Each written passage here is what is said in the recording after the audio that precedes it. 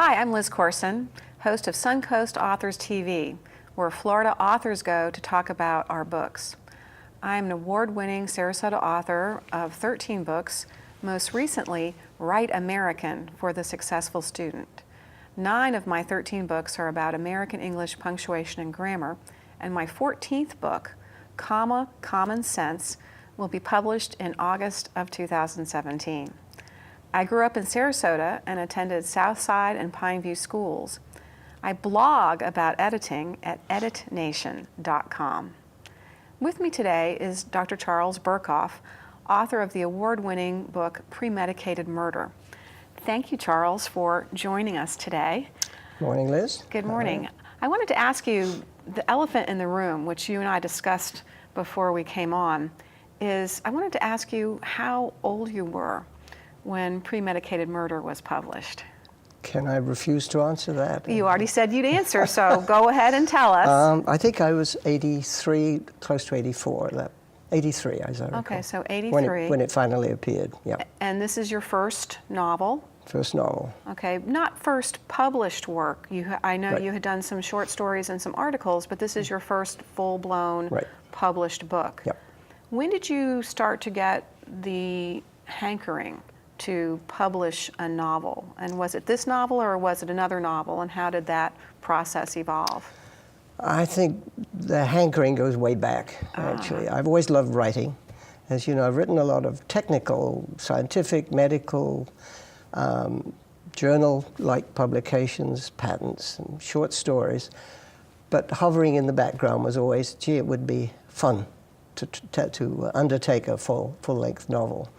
So those feelings began to develop and really blossomed when I was about 79. And, but that's when I hesitated. And I sort of regret hesitating a bit. I was doing a lot of other things at the time. I was still consulting in drug discovery. And we were doing some traveling, and I have to make time for tennis, as you know. Was I prepared to undertake a full novel at that age? And the age, you know, hovered a little bit. But I had the elements for the book, the characters, the story that I wanted to tell.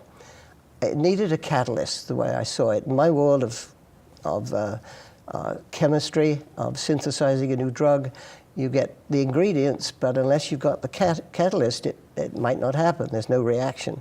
Same with biochemistry inside us. It doesn't happen without enzymes, so it needed a catalyst, as I saw it, and I couldn't find it, didn't know what it was. And we took a trip to Tuscany.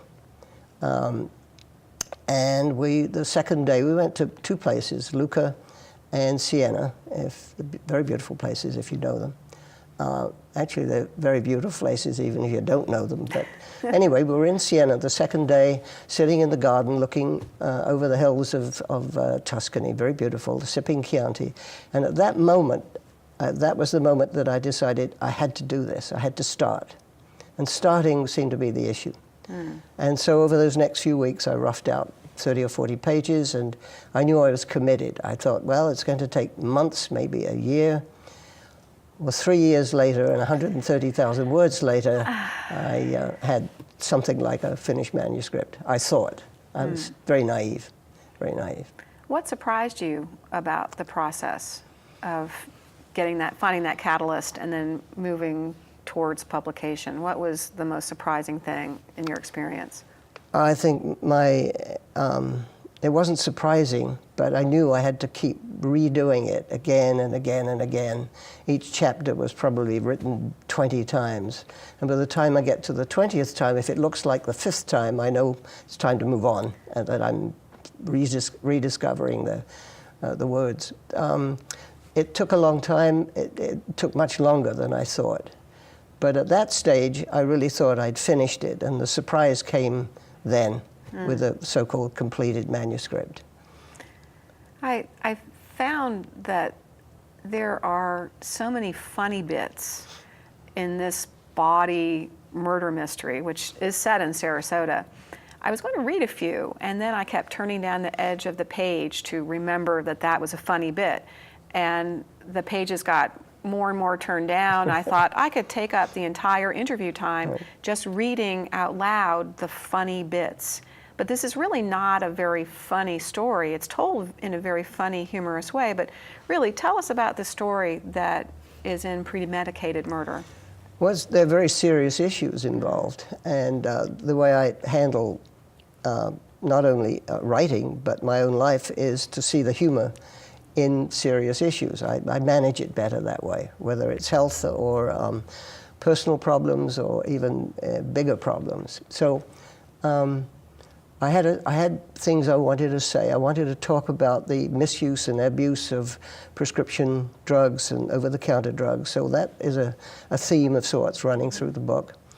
The characters in the book are, for the most part, my friends. They're old men who used to do something. They were relevant at one point in their lives, and they play tennis. So we have lots in common, a lot of characters, and age is an issue. You know, why are we limited because we're old, and we shouldn't be? The characters, other characters in the story, the greedy ones, the evil people that we all meet, are obviously running through the book as well. So it was an effort to bring all these things together with humor to be the sort of cement in the process. Well, I was sort of dismayed, being the generation after you, that all the greedy, evil people seemed to be of my generation.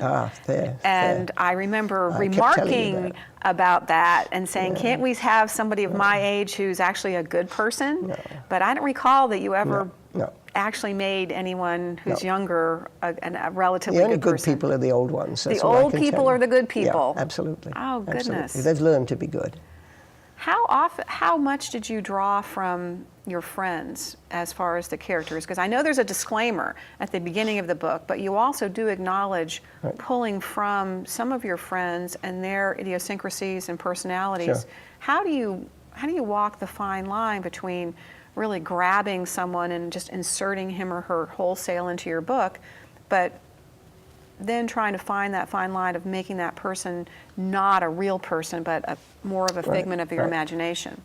Well, I was lucky I had so much reservoir of people to call upon. I play in this tennis league. There are 1,600 old men from some of them aren't so old, 55 on up through 90. There are at least 100 80-year-olds playing.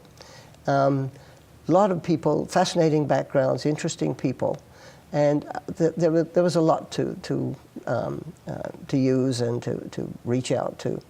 And so I could take out lots of little. I didn't want to take one human being. I thought they might not appreciate that. Although some of them are convinced it's them, which is kind of fun to hear. But for the most part, it was just pieces of people that where I needed something, I could find it. It seemed to work well. And you belong to, I think, not one, but two different tennis leagues here locally? Just one league. It's called the Suncoast Tennis League. And it stretches from Venice through Sarasota to Bradenton. And we travel around playing all the different clubs. And it's age grouped. And it's a so-called winter season, November through March, roughly. Okay. It's very active. It's competitive. Friendly competition, they say. Well, in the book, people are playing tennis in the summer. You talk. The rest of us play. Yeah, we play year round. Year round. Oh yeah. And did I hear you correctly that there's 1,600 people in this particular tennis league? In the league, yes, yeah. That is. Yeah, it's one of the biggest in the country. And do you play singles, doubles? Is it for men or women? This is just a doubles league. This is men's doubles. Doubles. But I do play singles in the summer. In the summer. Well, it gets a little more manageable then. Oh my I like goodness. the heat. Oh, wow. Well, how did you decide that the issue of the over-medicating of the American public was something that was so important that you needed to have your whole novel hinge on the abuse of it's something drugs. I do feel very strongly about, because I see it all around me with friends. The biggest issue probably is not so much prescription products, but over-the-counter supplements and things of this sort, especially supplements. People, we all take them. I mean, I don't take them because I don't believe in them, any supplements at all. If you have a need for a particular vitamin or something, fine. If you're vitamin deficient, you don't take vitamins just because they're there and they're so-called harmless. There's no such thing as a harmless drug. And anything you take is a drug.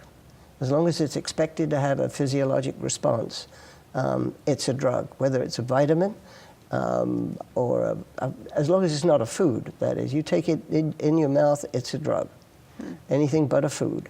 So it can be something very over-the-counter-ish, apparently innocent and devoid of side effects. There's no such thing. Drugs interact with drugs, and the problem of these supplements is they're not controlled by anybody.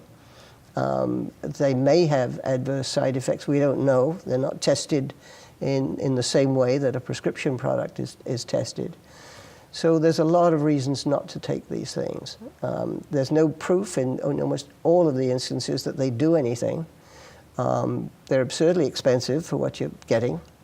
And the biggest problem is they may well interfere, many of them do interfere with legitimate drugs. And this causes lots of problems. There are something like 2 million adverse drug reactions a year that we know of. These are recorded by the government.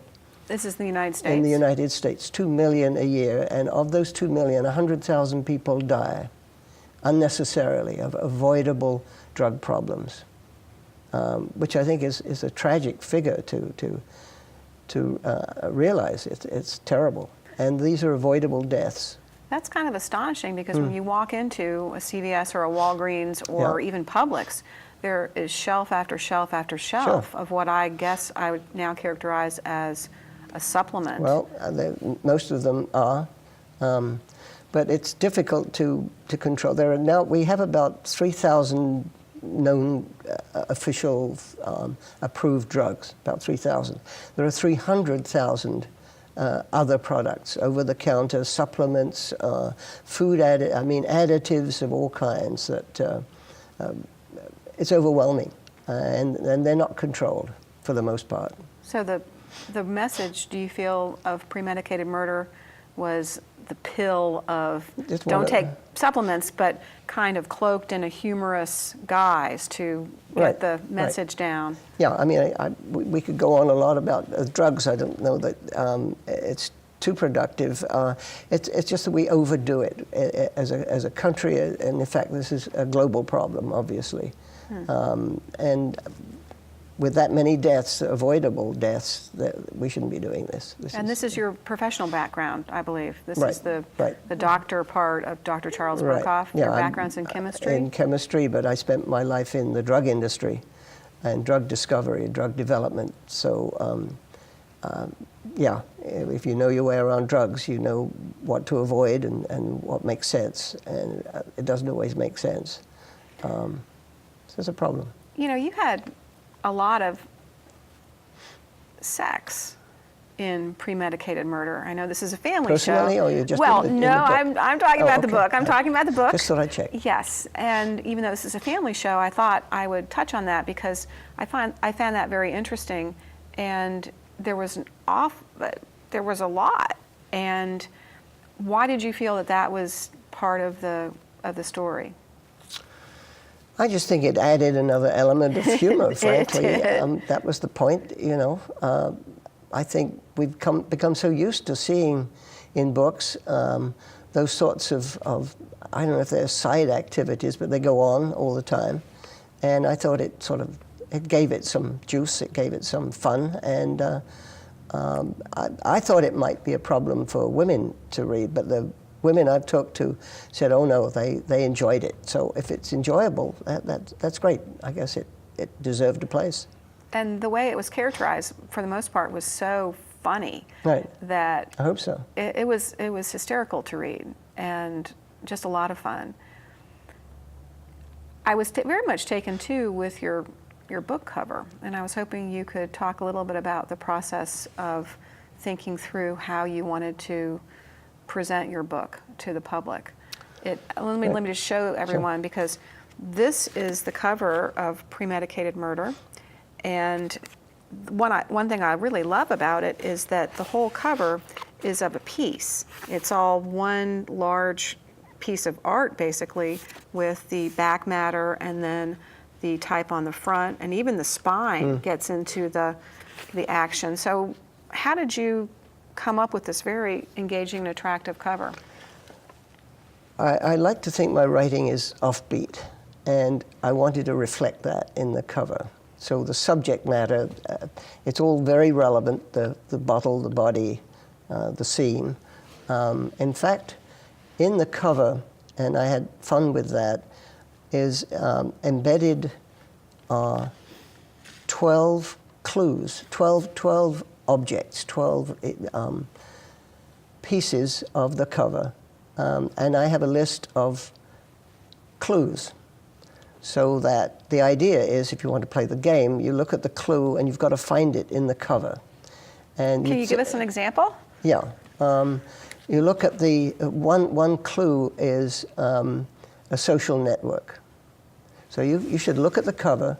You don't need to read the story. The idea is, if you really want to get all 12, you ought to read the story, and then you'll find maybe one or two that you've missed. Okay. But if you look at the cover now, the clue is a social network. A social network. So, but I'll short circuit the process. Thank you. Yes. Help me out here. The network is tagged. Ah. And as you see, there's a toe tag. Toe on the toe. So that's the kind of game I was playing in the cover, as well as the artist, who Michael White, as you know, is at Ringling School of Art and Design. He did a great job. I mean, I had a vision of it, but I'm no artist, and he captured it, I thought, beautifully. Well, I think the body, the wrapped body in the bottle, is definitely macabre, but it's portrayed in a very kind of funny and intriguing way, which of course is the whole purpose of a book cover. Right. And how long did it take for Michael to get from your initial concept to the final product? Oh, very quickly, it seemed to me. Okay. You were involved. Yeah, you may recall it was like a few days, I thought. I think it was longer than that. Was it longer? It was longer. Okay. We went back and forth a good bit. All right. But not as long as I thought it might be, that's for sure. Well, I remember taking a long time with it. It seemed like conceptually a long time. And I do remember that we had some discussion about the font that was used. Yes. And this ended up being a old typewriter font, right, which seemed very appropriate for the image of the author pecking away at an old-timey Underwood typewriter. It conveys that. Yes, it does. Yeah. And then there are the palm trees and the sunset on the water. Could be the sunrise, I guess, but probably, considering it's a murder, the sun setting. And then some pink pills scattered on the sand. Right. I think that's a very intriguing cover. I didn't know about the 12 hints about the outcome. Nobody's got all. So people have tried. I think one person got about 8, really, which is pretty good, I thought. But yeah. And they read the book in order to get the last couple. So it's a challenge. But I haven't listed on my website for people who really want to chase it down and find the answers too. So this book is available on your website or through your website, or? I had 2 websites. My own, which is just charlesburkhoff.com, and premedicatedmurder.com, so they could find it on either one of those. And also Amazon.com, I believe, is carrying? They carry it, right, both paperback and Kindle. Right? Kindle is much more affordable, I think, than the prices they charge. How have you seen the sales in terms of paperback versus ebook has... I think the Kindle e-book is also on Nook, but Kindle mostly seems to dominate the way these things sell. Okay. Yeah. Because I don't have an ebook reader and have never read an ebook myself.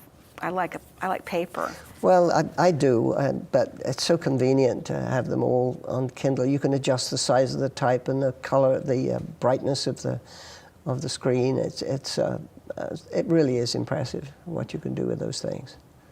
How have you found that the marketing has been for this? Has it been, because Stephen King has been quoted as saying that writing a book is easier than marketing a book. I believe that. Really? I do. What have you done to market the book? Not enough, obviously. It seems like that you could never do enough, and it's frankly not my thing. I really don't enjoy doing it so much. I have done quite a bit with book clubs and talks at the library and so on, and through my various organizations, a tennis group and so on. But I'm happy at writing, and I know that the work to be done is at the other end of the business, the promotion and the public, increasing the public awareness and so on. So I haven't done as well as I might. I'm aware of that.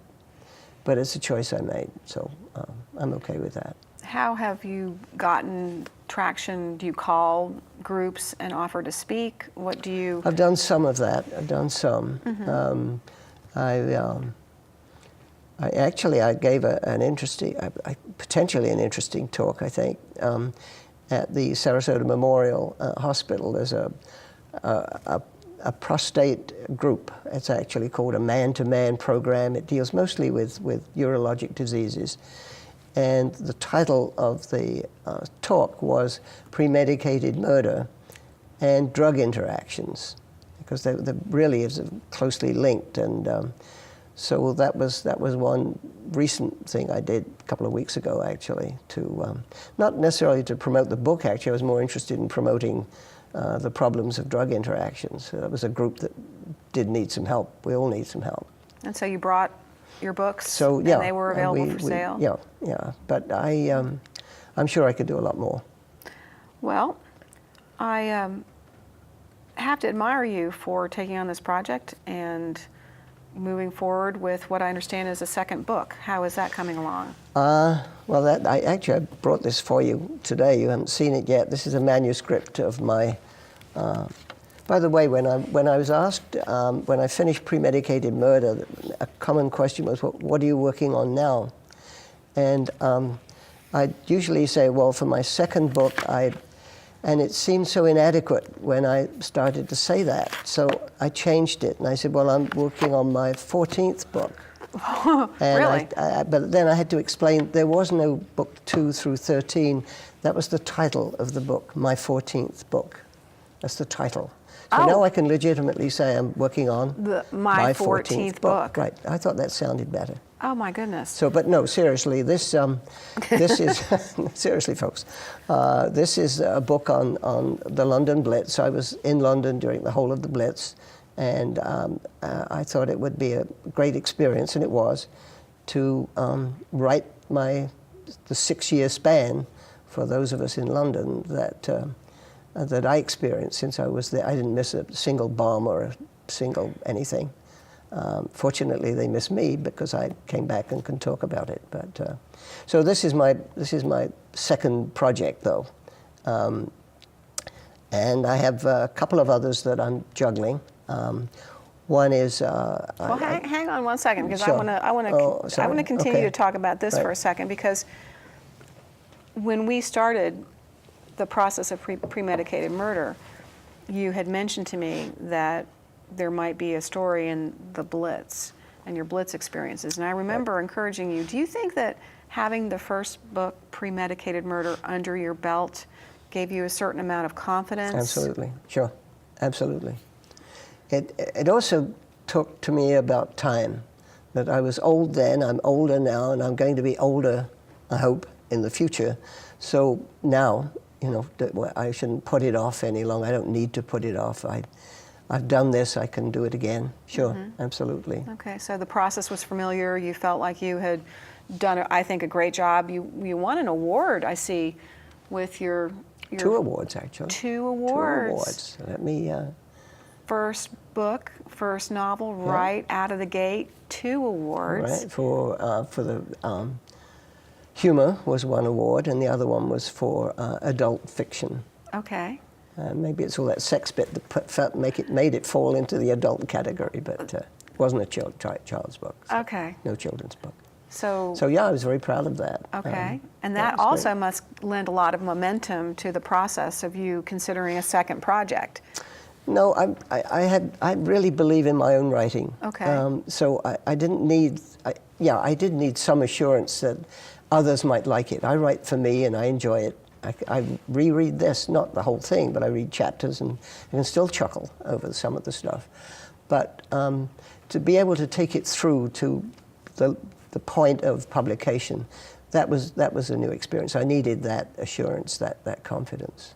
So that's why I can sort of feel I'll get there with this at some point. And I see it's the lighter side of London's Bloody Blitz, which is, you said, a working title? Right. The lighter side of London's Well, there's a lot of humor in it. And if you're going to kid around about drugs and dying and disease, I can also kid about death and destruction and war. We had to see humor in it. I think that's a characteristic of Londoners who survived that. 3 things they did. They had a sense of humor, lots of British tea, and Winston Churchill. And that combination helped 6 years of hell. So yeah, there's a lot of humor in this. How do you envision when it is published? How do you envision marketing a book about London and London's experience in World War II? Do you think you'll have to travel to London maybe, and its environs? I plan to, when it's ready, when you've helped me edit, that's something we obviously need to address. I thought that one route might be to approach publishers of World War II books in London. There are quite a number of them, I was surprised. So that might be one point of contact that I should explore, and I thought I would go that route. And last time we spoke, there was a hint of a science fiction book on the horizon? Yeah, I'm sort of trying to structure something in my mind. It's very, very early, but I have a new project now, though, that might displace that for a while. Okay. My dear wife, who's sitting in the shadows over there, said to me a couple of weeks ago, you know, you should write your own obituary. And that is like being, punched right in the gut, right? It came as a surprise. Oh, she said, well, you know where you've been, you know what you've done. That's something you should be writing. So I'm looking over my shoulder now, but I promised to do that. So that's one very successful project to another in the wings, and an obituary sometime soon. I'm going to delay that for a while if I can. Well, this has been a real pleasure to chat with you. And my fun. It's enjoyable. I really appreciate you being the first guest here today, because I know we talked about it a little bit, but it's always a little bit more pressuring to be the very first. And you've done great with your exciting project.